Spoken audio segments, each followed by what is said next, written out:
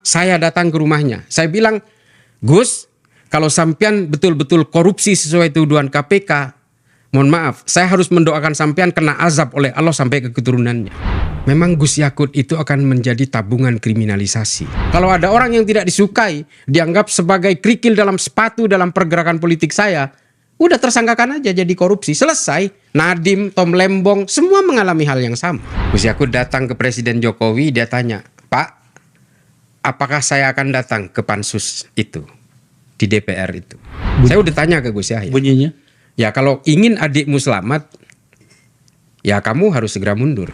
Orang-orang PKB yang anti kepada Gus Yahya juga ikut serta mempersekusi Gus Yakut di sini. Ini manusia-manusia apa sih? So we know who were playing in this game.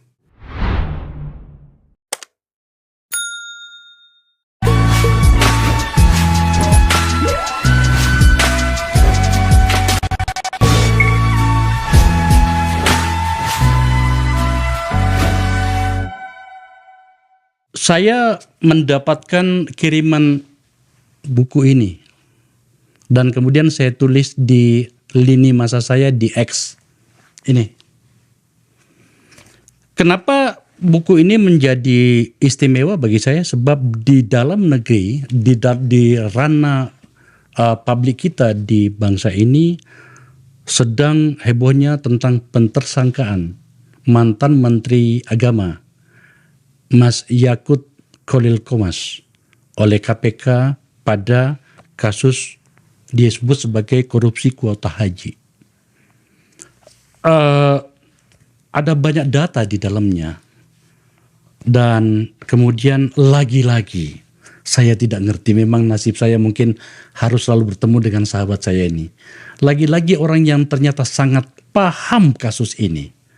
Setelah beberapa episode yang lalu itu kita bicara tentang keributan di NU. Sekarang ternyata realitasnya saya mendapatkan catatan bahwa orang yang paling paham tentang ini adalah orang yang sama. Cak Islah Bahrawi. Cak, kita ketemu lagi. Saya juga heran. Kenapa saya gitu? Why me gitu ya? Saya nggak ngerti ya. Mungkin pendaran pergaulan kita ya. Ya. Hingga kemudian di ujung-ujungnya tuh saya selalu dapat orangnya. Dan untuk dua kasus ini itu Anda, Cak. Ya. Kenapa bisa begitu? Ya kebetulan memang kita sama mungkin Puang. Kita punya banyak teman di mana-mana sehingga ruang sosial kita itu seolah-olah kita selalu menjadi center of gravity dari banyak persoalan.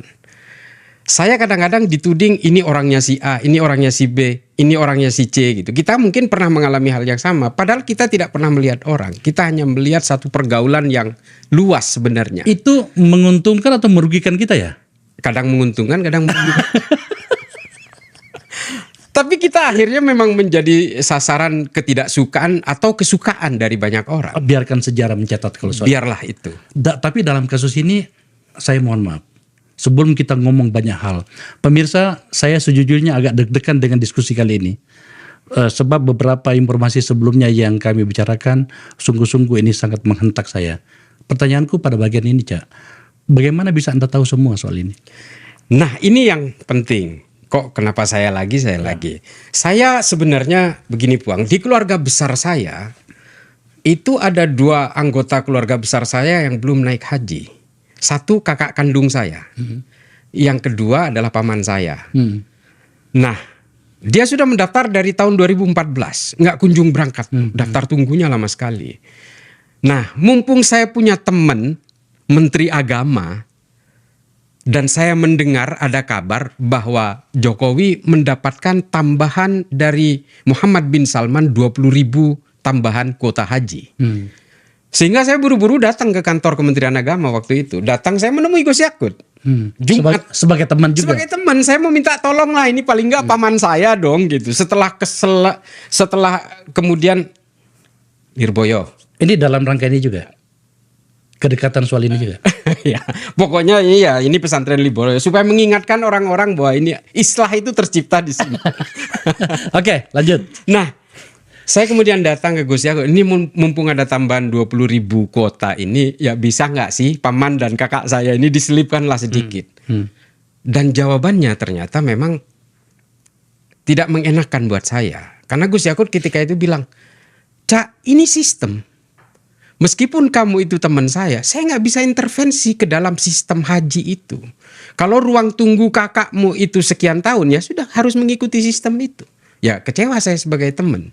Tapi saya kemudian berpikir, kan ini ada tambahan 20.000, bisa nggak sih dipercepat? Kita masuk ke situ, sebab pada dasarnya cerita ini juga kita rasakan oleh banyak orang. Salah satunya saya. Bapak saya yang sayang sekali sudah pergi, itu masa tunggunya 8 tahun. Iya. Bapak saya almarhum gitu. Oke. Cak Isla, saya ingin Anda merunut ceritanya. Kenapa sampai kemudian ada kasus ini, kemudian berproses di hukum, kemudian berproses di politik dalam bentuk pansus di DPR, dan seterusnya, hingga kemudian hari ini dilala yang tersangka hanya 2 orang. Iya. Mantan Menteri Agama dan seorang staf khususnya. Iya. Sementara ada banyak nama yang sudah tercekal. Dan informasi yang saya dapatkan, baik yang ada di dalam buku ini maupun pada catatan yang terpisah-pisah, itu mengatakan peran mereka itu tidak kecil. Saya serahkan mic-nya untuk Anda jelaskan sedetail mungkin. Waduh, ini tapi begini, kembali lagi ke cerita tadi, saya mulai dari sana. Saya kemudian meminta Gus Yakut, Gus, bisa nggak sih ditolong kakak saya itu? Udah kelamaan, udah ketutup COVID, habis itu dia, tahu nggak, tadinya kakak saya itu harusnya berangkat tahun 2024. Tapi ternyata akhirnya tampias dia ke 2029, karena kepotong COVID dan sebagainya. Kata Gus Yakut begini ketika itu. Sampean kan baca berita, saya juga baca berita bahwa Indonesia mendapatkan kuota tambahan 20.000 dari Muhammad bin Salman. Tapi sampai saat ini saya tidak dilibatkan dalam proses itu. Itu Gus Yakut langsung, loh, saya bilang Gus Yakut, sampean Menteri Agama, kenapa kok, nah ini beritanya, sampean ini Menteri Agama, kenapa kok tidak diberi kesempatan untuk mengelola tambahan kuota ini? Saya nggak tahu katanya. Presiden itu yang diajak adalah Dito mantan Menpora. Oh, Dito Aryo Tejo. Oh iya, waktu itu sebagai Menteri Pemuda dan Olahraga. Oke. Itu yang diajak oleh Jokowi ketemu Muhammad bin Salman, dan disitulah dia mendapatkan kuota tambahan itu. Supaya detail, Cak. Iya. Selain Dito, siapa lagi yang ikut rombongan beliau? Ada Erick Thohir. Ada Pratikno. Itu berdasarkan keterangan Gus Yakut ketika itu. Dan Gus Yakut, saya sampai saat ini nggak tahu soal kuota tambahan itu, karena saya tidak dilibatkan. Sehingga saya bertanya ke Gus Yakut, sampean ini Menteri Agama apa bukan? Saya bilang. Ya saya nggak tahu. Presiden belum memerintahkan saya. Sehingga akhirnya ketika satu kesempatan, ini pada akhirnya saya terlibat di situ dengan cerita-cerita yang kronologis seperti ini. Oke. Sehingga akhirnya saya kan berteman lah dengan Gus Yakut itu. Saya salah satu buku saya itu Gus Yakut ikut membuat pengantar. Dan kemudian saya tanya, gimana? Yang 20.000 itu beneran gak sih atau cuma bluffing aja? Oke. Dan akhirnya Gus Yakut, iya saya udah tanya ke Presiden, suruh tunggu aja katanya. Nanti dari pihak Kementerian Haji Saudi akan menghubungi. Dan setelah itu kemudian dihubungi oleh Kementerian Haji bahwa memang betul 20.000 itu akan diserahkan ke Indonesia. Dan nanti pengelolanya itu adalah Kementerian Haji, Kementerian Agama. Sehingga kemudian menjadi persoalan baru, kata Gus Yakut ketika itu. 20.000 ini angka yang besar untuk tambahan. Sementara tahun 2023 saja ada tambahan kuota 8.600 dengan cuaca yang sangat panas dan tingkat hunian yang tidak berubah dari Musdalifah dan Mina. Sejak zaman Rasulullah sampai hari ini itu kan tidak bisa dimekarkan, karena itu adalah wilayah-wilayah ibadah yang harus dijalani dalam ritual haji. Di Musdalifah ya? Iya, dan nggak berubah kan, nggak bisa di apa-apakan. Ya wilayahnya segitu aja dari dulu. Sehingga apa? Ketika kita mendapatkan tambahan kuota 8.600 tahun 2023, angka kematiannya hampir 800. Apa hubungan antara tambahan kuota dengan kematian? Tingkat hunian. Dari luasnya Musdalifah dan Mina menuju ke Jamarot itu yang memang segitu-segitu aja. Supaya kan tidak semua orang mengerti secara teknis. Iya. Saya detilkan bahwa ternyata tahun 2023 itu sudah ada tambahan kuota reguler 8.600. sayangnya lokasi untuk jemaah haji di Musdalifah itu Iya. itu tidak pernah ditambah atas berbagai pertimbangan. Maka ketika ada tambahan 8.600 menjadi semakin sumuk dan berisiko. Iya. Realitasnya memang ternyata ada kematian 700 jemaah haji. Iya. Seperti itu kan? Betul. Oke. Karena waktu itu di 2023 banyak jamaah yang tidak kebagian tenda. Wow. Di cuaca yang sangat panas sehingga mengalami dehidrasi, terutama orang-orang tua. Ini kemudian menjadi pelik kata Gus Yakut. Sampean pamanmu usianya piro? Kata Gus Yakut ketika itu. Kalau kakak saya masih muda, belum 60 saya bilang. Tapi kalau paman saya itu udah tua, hampir 70. Nah, ini adalah salah satu contoh kompleksitas persoalan ketika itu. 8.600 saja sudah seperti itu. Karena memang batas-batas Musdalifah dan Mina ini sudah diatur oleh ajaran agama. Kan kita tahu Puang, kalau kita melakukan haji itu mungkin para pemirsa AFU semua tahu bahwa batas-batas Mina itu sudah diatur kan. Oke. Nah, itu kenapa kemudian ini menjadi persoalan tersendiri ketika ada 20.000 tambahan. Sehingga akhirnya apa? Dibuatlah simulasi-simulasi di mana regulasi yang baku itu kan seharusnya 92 dan 8%. 92% reguler, 8% itu adalah ONH+. Ya. ONH plus oke lah dikelola oleh swasta. Tapi kalau 92% dari 20.000 dimasukkan ke reguler, bisa dibayangkan berapa banyak lagi orang yang tidak kebagian tenda. Dengan tingkat hunian yang 0,40 cm per manusia. Otomatis orang berdiri saja itu harus dibelah manusia itu. Sebelahnya tidak boleh masuk Mina, itu baru bisa mencukupi jumlah itu. Sehingga dibuatlah simulasi 50-50, 60-40, 70-30 dan seterusnya. Akhirnya ditemukan komposisi yang paling pas ketika itu dari kuota 20.000 ini ditentukan 50-50. Oke, artinya saya perjelas. Artinya untuk urusan kuota atau keputusan kuota 50-50 itu tetap keputusannya Menteri Agama. Ya. Dengan berbagai pertimbangan tadi. Dengan pertimbangan regulasi juga dan undang-undang. Ada undang-undang. Ada undang-undang haji yang memberikan delegasi dan atribusi kepada Kementerian Agama karena berdasarkan faktor teknis dan kemanusiaan dia bisa membuat komposisi baru, tidak harus mengacu kepada 92 dan 8%. Oke.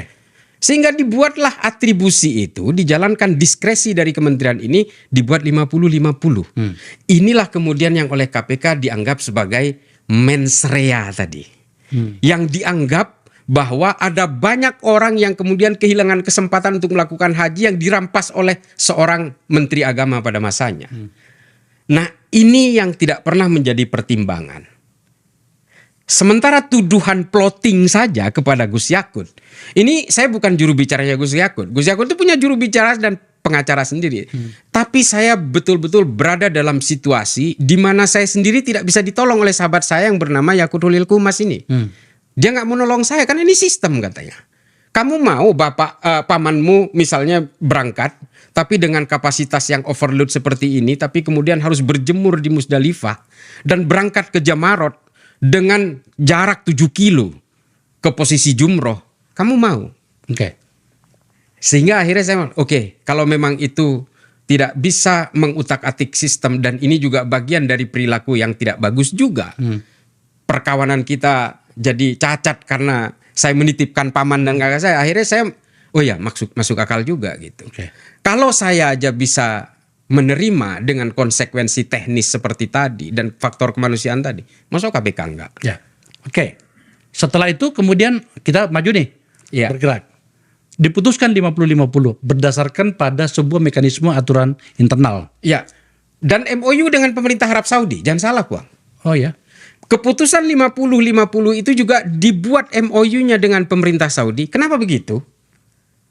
Ini saya tahu persis nih. Pada saat itu 2024, pemerintah Saudi mengurangi wilayah Musdalifah dan Mina 2 hektar untuk renovasi. Sehingga dibuat sistem zonasi oleh pemerintah Arab Saudi. Dibagi 5 zona. Dengan mengukur ke tingkat paling kenyamanan ke lokasi jumroh. Ke Jamarat itu. Paling dekat paling mahal. Dekat makin mahal Ya. tendanya. Jadi dibagi menjadi zona 1-2 yang paling dekat dengan Jamarat, 3 dan 4 yang agak jauh sedikit, dan 5 yang paling jauh. Keputusan itu yang kemudian membuat kesepakatan-kesepakatan baru dengan MOU dengan pihak Kementerian Haji Saudi yang disepakati 50-50 tadi. Artinya Anda ingin mengatakan bahwa sebenarnya 50-50 itu juga sebenarnya bukan keputusan murni Menteri Agama Indonesia, sebab harus dikoordinasikan dengan Kementerian Agama Saudi. Dan itu disepakati. Karena begini, kalau jamaah Indonesia ini ditaruh di zona 1 dan 2, maka negara harus mensubsidi lebih besar karena harganya mahal. Ya. Sehingga disepakati, oke, kita taruh di 3 dan 4. Yang subsidi negara Indonesia ini tidak terlalu tinggi. Oke. Karena tanpa ada di zona di situ pun sebenarnya subsidi kepada jamaah haji dari Indonesia kan udah tinggi juga. Lantas apa masalahnya hingga kemudian beliau jadi tersangka? Nah, ini yang menjadi pertanyaan kita semua dan juga para pemirsa AFU. Hari ini Gus Yakut ini kan sahabat saya ini. Itu kan betul-betul dibully secara digital luar biasa. Karena begini, kita semua juga gerah dengan korupsi-korupsi yang membajak jubah-jubah agama. Saya juga gerah. Maka yang paling gelisah paling awal itu adalah seorang teman Islah Bahrawi dari Yakut Holil Kumas ini. Ketika kasus ini digulirkan oleh KPK, yang paling gelisah pertama, saya datang ke rumahnya. Saya bilang, Gus, kalau sampean betul-betul korupsi sesuai tuduhan KPK, mohon maaf, saya harus mendoakan sampean kena azab oleh Allah sampai ke keturunannya. Saya bilang begitu. Saya itu dari dulu paling kritis kepada tokoh-tokoh agama, tapi sebenarnya dia penjahat dan maling, saya bilang. Dan kemudian informasi yang Anda dapatkan itu membuat Anda ragu bahwa dia bertanggung jawab pada semua ini. Dan kemudian saya menjadi ragu setelah Gus Yakut menerangkan semua itu. Apa yang? Dan beberapa informasi tambahan dari luar yang berusaha saya dapatkan itu, yang kemudian membuat saya menjadi bertanya-tanya, ada apa di balik semua ini? Dan datanglah analisis-analisis saya secara pribadi, ditambah dengan informasi-informasi yang saya dapatkan dari Gus Yakut dan dari beberapa orang, termasuk juga kenapa Fuad tidak ditersangkakan sih? Padahal dia juga dicekal. Kenapa dirjennya Hilman itu belum juga tersangka? Oke, mungkin ini persoalan waktu. Dan pejabat eselon 3 di Kementerian Agama yang sudah disita uangnya puluhan miliar, ada rumah, ada mobil, sampai sekarang belum tersangka. Kenapa? Adakah kaitannya antara Hilman, pegawai eselon 3 Kementerian Agama, dan Fuad ini yang sama-sama sudah disita asetnya, sudah diperiksa dan sebagainya, kok satu klaster ini tidak ditersangkakan juga? Kenapa menurut Cak Islah itu Pak Fuad ini, saya kenal beliau ini, Ya. pemilik Maktur ya. Kenapa? Mertuanya Dito. Kenapa Cak Islah beranggapan bahwa harusnya nasibnya sama dengan Gus Yakut juga sebagai tersangka? Saya berharap Fuad ini juga bisa menerangkan di pengadilan nanti, karena yang saya tahu aliran uang dan kickback terhadap Gus Yakut sampai hari ini belum bisa dibuktikan oleh KPK. Dan ketika KPK datang ke rumahnya Gus Yakut, tidak ada satupun barang yang disita kecuali paspor. Ini tolong, ini juga KPK juga nggak benar juga ini. Kadang-kadang KPK ini membangun konstruksi itu lewat pencitraan dan artifisial di media. Ini jahat juga gitu. Seolah-olah rumah dan uang puluhan miliar yang disita dari terduga-terduga ini, semuanya itu seolah-olah dari Gus Yakut. Padahal Gus Yakut itu ketika diperiksa rumahnya tidak ada satupun yang disita. Karena memang tidak ada kickback yang mengalir ke Gus Yakut. Sehingga yang disita apa? Paspor aja untuk keperluan pencekalan. Nah, dari mereka yang kemudian disita, tidak ada yang jadi tersangka di situ. Ada apa dengan Fuad? Padahal Fuad itulah yang seharusnya bisa bersaksi bahwa tidak ada koneksitas aliran uang atau ada resiliensi kepentingan termasuk political order, kebijakan-kebijakan antara Gus Yakut dan Fuad yang hengki-pengki dan sebagainya. Ini kan harus di cross check dua-duanya. Kita sedikit detailkan, Cak. Tadi kan itu yang kita bahas itu adalah kita bangun dari tudingan dan tuduhan KPK bahwa ada banyak orang yang tidak berangkat, ya kan? Iya. Yang itu gara-gara kebijakan ini. Padahal sebenarnya kan ada 92% dan 8%. Oke. Itu pada sisi regulernya. Iya. Nah, di sebelahnya ini justru yang paling banyak menarik perhatian orang karena ada uang di situ. Iya. Apa yang saya maksud adalah 8% itu diserahkan kepada yang memberangkatkan orang haji plus itu. Ya, travel biro, travel umroh. Yang kabarnya itu diserahkan kepada Pak Fuad. Ya. dan entah siapa gitu ya. Kalau saya tidak salah ada angka di situ 400 travel. 400-an travel bureau yang Iya. kemudian menyerap 50%. Ya, pertanyaan pertama pada bagian ini adalah apakah yang non reguler tadi itu diserahkan memang kepada orang-orang yang Anda sebutkan tadi? Ya memang seharusnya ke sana. Karena yang bisa menjaring konsumen ONH Plus itu kan travel bureau. Kalau reguler kan dikelola oleh pemerintah dengan pembiayaan dari pengelolaan dana haji. Betul. Terus di mana salahnya kalau begitu? Ya tidak ada salahnya. Oke. Dan harus diketahui juga oleh pemirsa bahwa haji ini tidak ada APBN-nya sama sekali. Oke. Tidak ada APBN. Kalau dikatakan ini kerugian negara yang bersifat nominal itu dari mana? Kalau dianggap kerugian negara seharusnya ada haji reguler yang seharusnya berangkat 8.000 sekian kemudian tertahan karena 50%-nya diserahkan ke ONH Plus. Ini kan bukan pertimbangan persoalan itu. Apakah mau kita memberangkatkan ribuan orang tapi ketika di sana dia terlunta-lunta itu. Dan tolong dicatat para pemirsa dan juga Puang harus ketahui. Kematian di tahun 2024 itu bisa ditekan sampai 60% dari tahun sebelumnya. Tingkat kematiannya hanya 300.000. Bukan hanya ya, ini kematian. Tapi paling tidak, angka dari sebelumnya yang 780.000 itu kemudian turun menjadi 321.000. Ya. Nah ini kan artinya ada faktor kemanusiaan yang kemudian menjadi pertimbangan kenapa 50-50. Loh pertanyaannya, kenapa diserahkan ke ONH Plus? Karena ONH Plus dikelola oleh swasta yang dia juga punya fasilitas tenda sendiri dengan biaya berlebih. Pertanyaannya, biaya berlebih ini yang menikmati siapa? Travel bureau.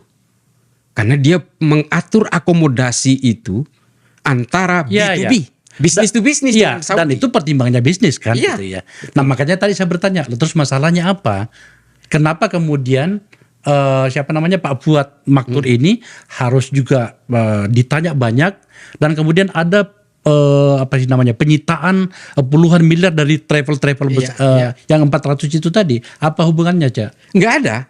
Itu keuntungan dari travel ketika memberangkatkan itu karena KPK meminta, karena ketakutan ya diserahkan. Padahal itu bukan uang negara. Itu kan keuntungannya masing-masing travel. Yang menjadi pertanyaan besar bagi saya Puang adalah kenapa Fuad itu sampai sekarang nggak ditersangkakan. Ada apa dengan situasi ini? Ini yang kemudian menjadi pertanyaan besar buat saya. Dan kenapa yang lain ini yang sudah disita aset-asetnya dan uangnya ini kenapa tidak tersangkakan juga? Kenapa hanya Gus Yakut dan Alex? Saya punya anggapan lain. Bahwa Gus Yakut ini adalah jembatan untuk menyasar abangnya. Oh wow, kesana lagi? Kesana lagi. Dan Puang harus tahu. Saya pernah protes ke Gus Yakut.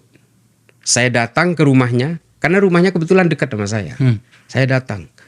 Karena saya udah tahu konstruksi cerita ini. Ketika muncul pansus di DPR.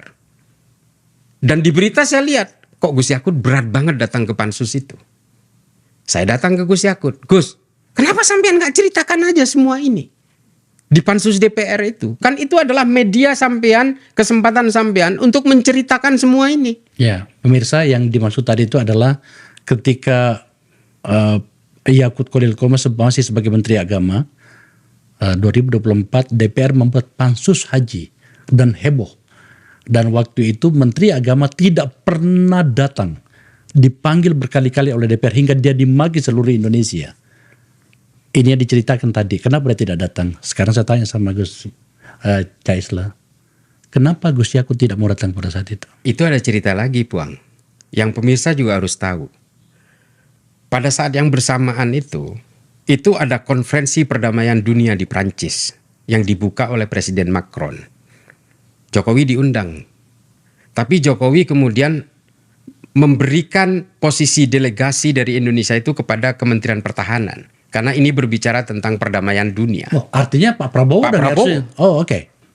Tahu nggak yang terjadi? Gus Yakut datang ke Presiden Jokowi, dia tanya, Pak, apakah saya akan datang ke pansus itu di DPR itu? Tapi saya akan bercerita apapun sepanjang yang saya alami dan sejujur-jujurnya akan saya ceritakan di DPR itu. Sesuai dengan apa yang saya ketahui. Lalu kemudian Jokowi membuat surat reposisi dari Prabowo dipindah kepada Gus Yakut selaku Menteri Agama untuk mengikuti konferensi perdamaian dunia itu dengan Macron di Prancis. Kenapa seperti itu? Ya supaya Gus Yakut tidak datang ke pansus. Itu perintah Jokowi. Kenapa dia dilarang ke sana? Nobody knows. Gus Yakut juga nggak tahu apa alasannya. Ntar dulu. Ini nafas saya harus saya bangun ini. Ini serius ya? Serius? Bisa dikonfirmasi juga ke Gus Yakut tuh. Karena Gus Yakut bercerita ke saya. Dan saya tanya, kalau saya Gus, saya memilih datang untuk menceritakan kepada parlemen. Karena saya tahu inisiasi dari pansus itu salah satunya datang dari Muhaimin Iskandar. Ya kita tahulah konfigurasi politik antara Muhaimin di PKB dan Gus Yakut yang kemudian tidak menjadi PKB ini kan juga bukan sesuatu yang sederhana. Sehingga kalau saya jadi Gus Yakut, saya bilang, kalau saya jadi sampean, saya datang dong ke pansus. Saya hadapi, saya ceritakan. Itu kesempatan untuk memberikan gambaran secara detail kenapa sampean memilih 50-50. Karena ini berita di luaran udah berkembang liar nih. Dimanfaatkan, digoreng oleh buzzer-buzzer dan seterusnya ketika itu. Sehingga Gus Yakut bilang ke saya udah tanya ke teman-teman DPR katanya. Kalau saya tidak datang ke pansus, lawan saya dua. Pansus dan presiden. Kalau saya datang, maka saya akan bermusuhan dengan presiden. Akhirnya saya memilih daripada saya bermusuhan dengan presiden, saya memilih untuk mengikuti arahan presiden berangkat ke Prancis. Presiden Jokowi maksudnya. Jokowi. Dan selama 24 hari itulah dia di Eropa seperti layangan putus. Ntar dulu. Ini saya perjelas ini. Saya ini ngos-ngosan dengarnya ini. Jadi Pak Jokowi sebagai presiden melarang Yakut Menteri Agama untuk datang Ke pansus. untuk menjelaskan yang sedang dibahas di pansus. Ya. Caranya melarang itu adalah memindahkan tugas yang harusnya kepada Pak Prabowo sebagai Menteri Pertahanan Ya. untuk sebuah agenda di Prancis. Diserahkan kepada Menteri Agama. Ya. Yang notabene sebenarnya itu bukan tupoksinya. Bukan tupoksinya. Perintahnya adalah wakili saya. Ya. Acara di Prancis itu berapa lama? Kurang lebih 3 hari kata Gus Yakut. 3 hari. Ternyata dia di sana berapa hari? 24 hari. 24 hari. Kenapa dia begitu lama? Karena dia menunggu suasananya reda. Sesuai dengan arahan Pak Jokowi ke Gus Yakut, buying time aja. Presiden mengatakan itu. Yes. Itu yang saya dengar dari Gus Yakut. Udah buying time aja. Sehingga Gus Yakut seperti layangan putus di sana. Putar-putar di Eropa. Putar-putar di Eropa karena dia belum dapat sinyal untuk segera kembali. Karena kalau dia kembali, dia tetap akan dipanggil Dia pansus. berada dalam rentang waktu pemanggilan pansus. Dan ketika dia dipanggil pulang, bunyinya adalah pansus sudah selesai. Udah selesai. So we know who were playing in this game. Saya tidak mau menuduh siapa-siapa, tapi saya tetap beranggapan ada 2 hal, Puang. Satu, kriminalisasi ini sasaran tembaknya adalah Gus Yahya. Buat saya clean and clear di situ. Tunggu dulu. Ini lagi-lagi saya katakan ke Gus Yahya lagi. Kemarin pada kasus tambang itu kan juga Gus Yahya juga kan gitu ya. Ya. Sekarang masuk pada putaran kedua kayaknya ini. Ya. Apa memang yang terjadi sih sebenarnya sampai kemudian Anda menyimpulkan bahwa sudah 2 skenario yang ditembakkan kepada Gus Yahya dan sekarang ini lewat adiknya? Ya karena Gus Yahya tidak bisa dikendalikan oleh gengnya Jokowi di PBNU. Sehingga dia harus dirontokkan. Dan terbukti kemarin dirontokkan nggak berhasil. Karena keputusan para masyayikh, para ulama di Lirboyo mengatakan harus islah. Dan akan ada muktamar 6 bulan kemudian. Saya dengar ada ancaman kepada Gus Yahya ya. Ya ada ancaman itu, tapi saya tidak bisa sebutkan inisialnya, mohon maaf, nggak apa-apa. Tapi ancaman itu ada ke Gus Yahya. Saya udah tanya ke Gus Yahya. Bunyinya? Ya kalau ingin adikmu selamat, ya kamu harus segera mundur. Artinya kan itu adalah ada tekanan, ada bargain juga di situ. Kalau kamu merelakan itu ya ayo kita fight, kurang lebih kan begitu. Dan itu saya dengar langsung dari Gus Yahya. Artinya ini bukan persoalan yang sangat sederhana. Dan kita tahu, bukan kita tahu, saya tahu. Berkali-kali kan KPK dijadikan sebagai palu godam politik. Artinya praktek-praktek seperti ini sudah lazim dilakukan oleh KPK. Sehingga KPK buat saya mau dibilang independen ya nggak independen. Apalagi undang-undang KPK udah dirubah oleh Jokowi. Selesai. Sebelum Jokowi lengser, formatur, komisioner dan semuanya udah ditetapkan oleh Jokowi. Sesederhana itu saya melihat persoalan ini, Puang. Tapi hari ini secara digital, termasuk teman-teman yang selama ini saya anggap punya kredibilitas dalam melihat persoalan di KPK, di Kejaksaan dan seterusnya, juga ikut terpancing oleh suara publik seolah-olah Gus Yakut ini seorang yang korup, dia penjahat, dia menghilangkan hak ribuan orang untuk naik haji. Padahal tidak sesederhana itu. Ini persoalan hifdzun nafas. Ini persoalan kemanusiaan yang harus betul-betul dijaga secara teknisnya. Pada saat yang bersamaan memang Caisla, bahwa saya nggak ngerti ya betapa menderitanya kementerian ini. Sudah 3 menterinya yang tersangka, 2 sudah ditahan, bahkan sudah meninggal semuanya. Said Agil Husin Al-Munawar dan siapa lagi namanya? Pak Surya Dharma Ali. Kasus yang menyangkut dengan Gus Yakut yang sedang kita bicarakan ini sedang bergulir. Kita kembali pada bagian itu.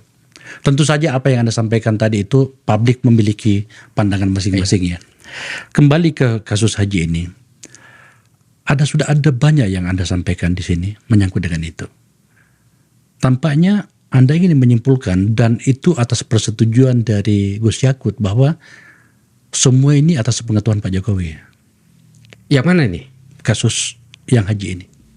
Oh ya, kalau itunya ini tanpa ada pemberitahuan dari Gus Yakut sama sekali, tapi saya mengambil konklusi dari semua cerita yang disampaikan oleh Gus Yakut kepada saya, ya artinya Jokowi sudah tahu dari awal.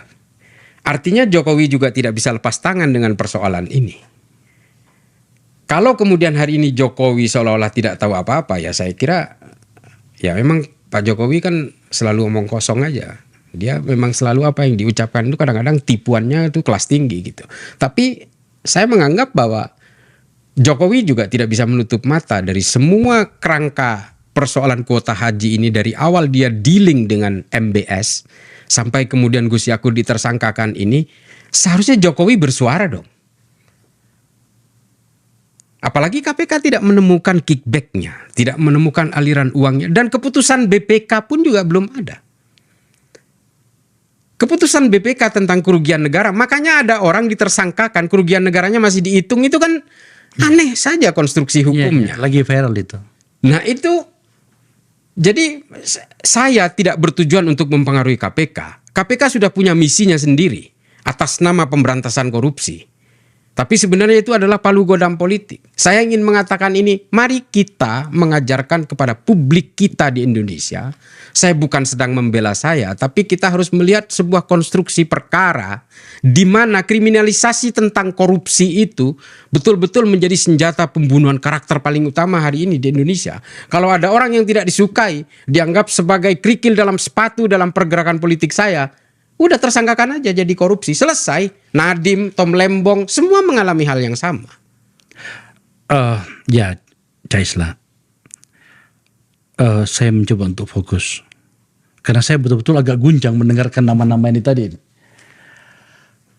Kalau mengikuti logika sebuah proses kasus, biasanya semua nama yang ada kaitannya itu dipanggil semuanya. Saya pernah di Komisi 3 lama sekali, saya tua tahunan saya di Komisi 3. Begitulah mekanismenya. Ada nama pasti diperiksa. Dan itu kadang-kadang dipampang dengan gagah berani. Oh, dipanggil gitu kan gitu. Ada nama yang Anda banyak sebutkan tadi. Dalam pengetahuan Anda itu sudah diperiksa semua. Sudah. Asetnya disita. Dicekal juga. Dicekal. Tapi ada beberapa nama tadi orang-orang besar itu yang harusnya tahu gitu ya. Contoh misalnya orang-orang yang menemani Pak Jokowi, mendampingi Pak Jokowi ke Arab Saudi. Ya, kan ada Dito di situ. Ada Pratik, ada Erik segala macam. Sepengetahuan Anda itu mereka belum dipanggil semuanya. Menyangkut dengan kasus ini. Mungkin saja tidak dipanggil karena dianggap tidak punya kaitan dengan persoalan kuota haji ini. Mereka datang ketika Jokowi di-link dengan MBS saja. Bisa jadi. Kan kita nggak tahu. Apakah kemudian setelah MBS memberikan kuota haji 20.000 itu kemudian Dito nelpon ke mertuanya, "Abah, ini kita dapat dari sini nih." Misalnya kan bisa aja kita berandai-andai seperti itu. Itu dia. Dan biasanya kan lembaga hukum itu adalah lembaga pemasti informasi. Ya. Makanya saya tanya. Biasanya kan begitu tuh aparat penegak hukum. Siapa yang mengetahui soal ini? Meskipun sebenarnya kaitannya jauh itu tapi dipanggil semuanya. Gagah banget kalau memanggil pejabat itu datang. Diperiksa itu. Dalam pengetahuan Anda itu belum dilakukan Belum sebelumnya. dilakukan. Untuk mengkonfirmasi apakah betul ketika pansus itu Gus Yakut betul-betul diperintahkan untuk berangkat ke Eropa, ya seharusnya KPK kalau cerdas jangan nanya ke saya atau nanya ke Gus Yakut, nanya ke Jokowi dong. Panggil Jokowi. Apakah betul Bapak memberikan reposisi memberangkatkan Gus Yakut ke konferensi perdamaian dunia di Prancis ketika dia dipanggil oleh pansus?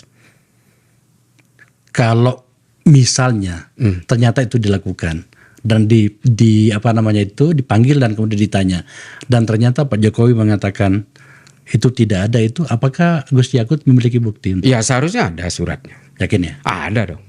Reposisi berangkat ke luar negeri seorang menteri dari presiden kan harusnya. Dan diterima oleh presiden yang di sana. Dan di sana kan Macron juga harus menerima reposisi itu karena itu delegasi negara. Kayaknya jelas barang ini ya. Ya, marilah kita membuat kesimpulan masing-masing. Ini ya mohon maaf, saya sudah sering kali mengatakan seperti ini. Hal-hal yang seperti ini, publik jangan kemudian terpengaruh oleh buzzer-buzzer yang hari ini membanjiri dunia digital, yang kemudian mempersekusi Gus Yakut secara luar biasa. Karena memang gini, kita punya kemuakan yang sama ketika jubah agama dipakai untuk tindakan-tindakan koruptif. Kita memang paling anti dengan itu. Makanya ketika kasus ini bergulir awal-awal, saya datang ke Gus Yakut. Saya selalu vokal untuk protes kepada orang yang memakai jubah-jubah agama, tapi sebenarnya dia penjahat dan bajingan. Saya berharap sampean bukan bagian dari itu. Gus Yakut langsung meradang juga. Dia menceritakan semuanya. Saya datang berkali-kali diceritakan secara konstruktif dan akhirnya menjadi sebuah buku ini. Buku ini isinya sudah disampaikan ke saya semua kecuali informasi-informasi yang tadi saya ceritakan itu. Ke Perancis dan sebagainya tidak ada di buku ini. Buku ini hanya memberikan gambaran normatif tentang penguatan atribusi seorang menteri memutuskan 50-50 dan pertimbangan-pertimbangan kemanusiaan dan teknis terkait dengan MOU dengan pemerintahan kerajaan Saudi. Cak Isla, saya harus menyatakan sesuatu. Jika kemudian apa yang Anda sampaikan tadi itu betul adanya, terkhusus pada bagian bagaimana presiden pada saat itu, Presiden Jokowi memerintahkan Menteri Agama untuk menghindari rakyat yang sedang bersidang mencari tahu sebuah skandal, memerintahkannya ke sebuah negara untuk sesuatu yang bukan tupoksinya. Sebenarnya seandainya dia masih presiden dan saya masih anggota DPR, itu sudah cukup untuk mengusung sebuah pansus seperti angket Senturi dulu. Ya. Karena itu pengkhianatan. Ya. Makanya saya bertanya betul pada bagian itu. Hati-hati saya bertanyanya. Karena itu sama dengan menghindari rakyat. Saya ingin memakai majasnya Panji. Menurut pandangan saya, dari kronologi kejadian itu ada mens rea sudah. Kalau saya akan mencecar itu. Buat apa Gus Yakut dibuang ke luar negeri untuk menghindar dari pertanyaan rakyat, kurang lebih seperti itu. Saya juga bertanya-tanya. Itu yang kemudian dan yang paling membuat saya betul-betul terpukul Puang. Saya berteman dengan Gus Yakut ini ketika dia masih menjadi ketua Ansor. Kami bergerak bersama-sama untuk melawan kelompok radikal dan kelompok-kelompok yang ingin menjadikan negara ini negara khilafah dan kelompok yang mengharamkan Pancasila. Kami bergerak bersama-sama. Bersama Mabes Polri, bersama Densus ketika itu. Kami keliling ke berbagai daerah hanya untuk campaign seperti itu. Yang kita sebut dengan kampanye kebangsaan. Yang kemudian dijadikan oleh Gus Yakut sebagai gerakan moderasi beragama ketika dia menjadi Menteri Agama. Apa yang terjadi hari ini Puang dengan kejadian ini? Pak Jokowi harus nonton ini. KPK harus nonton ini. Pak Prabowo juga harus nonton ini. hari ini mengatakan tuh yang paling cinta Pancasila, tuh yang anti radikal, tuh yang anti HTI, tuh yang anti FPI, ternyata korupsi. Siapa yang mau tanggung jawab dengan ini? Bangkitnya kelompok kanan yang kemudian seolah-olah kami yang membela Pancasila dan membela NKRI ini, yang anti radikal ini ternyata penjahat semua. Siapa yang mau tanggung jawab? Jokowi mau tanggung jawab? Saya terpukul, Puang. Saya bahkan siap untuk menangis nih sebenarnya. Saya sangat terpukul dengan tudingan publik seolah-olah seorang Pancasilais anti radikal yang betul-betul kami ini ingin menjaga kemajemukan di negara ini, ternyata seorang koruptor. Hari ini narasi itu yang dikembangkan oleh basar-basar yang entah digerakkan oleh siapa. Puang, ini mohon maaf saya tambahkan. Orang-orang yang ikut berpesta dengan pentersangkaan Gus Yakut ini, kalau kita mau tahu, adalah orang-orang yang selama ini oleh negara berusaha dilawan habis-habisan. Adalah kelompok-kelompok ekstrim kanan. Hari ini juga ikut menyemarakkan di media sosial dan menggelembungkan isu ini. Yang kedua adalah penumpang-penumpang gelap di NU juga ikut serta. Orang-orang yang ingin menjadikan NU sebagai kendaraan politik di 2029. Itu juga ikut serta di situ. Kalau kita profiling semua, orang-orang PKB yang anti kepada Gus Yahya juga ikut serta mempersekusi Gus Yakut di sini. Ini manusia-manusia apa sih? Ya, oke. Gus, Islam. Saya harus hati-hati untuk merunut semua peristiwa ini. Saya merasakan kemarahan Anda. Tentu saja kalau teman saya dituding dan menurut saya tidak layak untuk dituding, boleh dong saya marah. Saya bisa merasakan itu. Normal namanya itu. Saya ingin kembali pada bagian pengkhianat terhadap rakyat itu. Jelek-jelek begini saya pernah jadi anggota DPR 10 tahun. Dan saya 10 tahun itu Komisi 3 pula mencoba untuk menunjukkan pada orang bahwa saya duduk di sini karena saya bersama dengan rakyat. Maka terjadi peristiwa yang tadi. Kita sudah membahas tadi bagaimana kebijakan 20.000 kota tambahan itu dari pemerintah Arab Saudi. Menteri Agama tidak dilibatkan, tetapi dia harus mengambil kebijakan karena itu menyangkut tupoksinya dan seterusnya. Kemudian jadi tersangka. Dia yang tersangka, orang-orang yang sebenarnya terlibat tapi tidak jadi tersangka meskipun sudah dicekal. Tapi kemudian ada peristiwa di DPR dulu. Anda tadi menyebutkan kata mensrea. Menurut Anda, ketika Presiden Jokowi pada masa itu memerintahkan Yakut untuk menghindari rakyat melalui pansus itu, apakah menurut Anda pada saat itu Pak Jokowi melindungi anak buahnya, dalam hal ini Menteri Agama, atau melindungi dirinya pada saat itu? Satu, kalau bagi saya, gambaran saya, memang Gus Yakut itu akan menjadi tabungan kriminalisasi. Ini kan menjelang ketika dia mau lengser. Apakah ini mungkin analisis saya yang terlalu banyak melakukan analisa-analisa berbagai trik-trik politik di banyak negara? Tapi banyak kejadian seperti ini yang kemudian memang ada orang yang seolah-olah berusaha melindungi, tapi sebenarnya itu hanya ingin dijadikan sandera di masa depan untuk kemudian berusaha bisa dikriminalisasi. Kalau Gus Yakut hadir ketika itu ke hadapan pansus, barang ini sudah clear di situ. Dan pada akhirnya kan, kalau istilah anak sekarang kan kenceng tanggung kan barang ini. Dan belum terklarifikasi di hadapan rakyat. Sehingga apa? Klarifikasi itu akhirnya diwujudkan dalam bentuk kriminalisasi seperti ini. Dan proses sandra menyandra seperti ini, untuk dijadikan tabungan kriminalisasi kepada seseorang, kepada menteri, atas kebijakan-kebijakan. Ini kan banyak terjadi belakangan ini. Dan kalau setiap kebijakan menteri itu dijadikan sebagai bahan dan tudingan mens rea tindakan koruptif, semua menteri seharusnya kena semua. Jangankan menteri, presiden pun kena seharusnya. Pasal 2 atau 3 dalam Undang-Undang Tipikor itu juga bisa dikenakan kepada menteri yang memberikan izin penebangan hutan di Sumatera Utara, di Aceh, dan Sumbar. Bisa. MBG, perintah presiden ini juga bisa dijadikan sebagai alat untuk mentersangkakan orang dengan tuduhan pasal 2 atau 3. Kebijakan bisa menguntungkan untuk diri sendiri dan orang lain, dan mengganggu perekonomian rakyat. Ini semua memenuhi unsur. Maka semua menteri-menteri yang pernah menjabat itu bisa dikriminalisasi semua hari ini. Kalau soal kebijakan itu dijadikan sebagai bahan dasar dengan tudingan mens rea koruptif itu. Sehingga apa? Tom Lembong, Nadiem, Gus Yakut, dan mungkin ada menteri-menteri lain yang bisa juga dikriminalisasi selanjutnya dengan alasan kebijakan yang menguntungkan orang lain. Ini adalah konstruksi perkara yang sangat plastis dan kemudian bisa menjerat semua orang. Dan Puang, saya yakin ketika itu Jokowi bukan menyelamatkan dirinya atau juga menyelamatkan Gus Yakut untuk tidak hadir ke situ. Supaya barang ini tidak terjadi klarifikasi di hadapan rakyat di parlemen. Ketika itu kita harus tahu, wacana pembagian tambang kepada NU, Muhammadiyah, dan ormas-ormas keagamaan lain itu sudah ada. Masa itu. Wacana itu sudah ada. Artinya apa? Pak Jokowi ini liciknya setengah mati. Dia prepare semua, dia well develop semua berbagai trajektori politik masa depan yang akan dihadapi.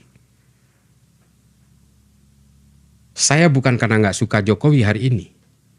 Bukan karena saya sudah tidak suka kepada berhala saya ini.